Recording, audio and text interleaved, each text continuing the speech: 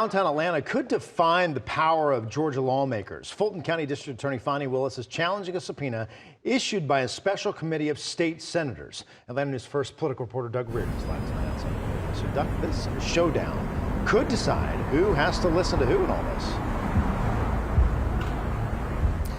That's essentially what we're talking about here, Blair, and it could be a few days before we know the ultimate decision that this judge is going to reach. Fani Willis was not in the courtroom today, but she has been arguing ever since these subpoenas were issued that these lawmakers were way overstepping their authority in doing so.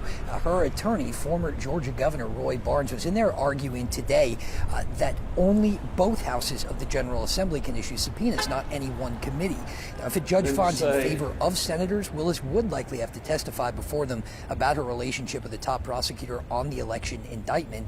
The main argument was over whether special committees had the power to compel testimony or if only the entire General Assembly could authorize a subpoena. This is a completely novel argument. The subpoena power of Georgia's legislators have never been tested before. And again, it will still be a few days at best before we get any decision from Judge Ingram here in Fulton County.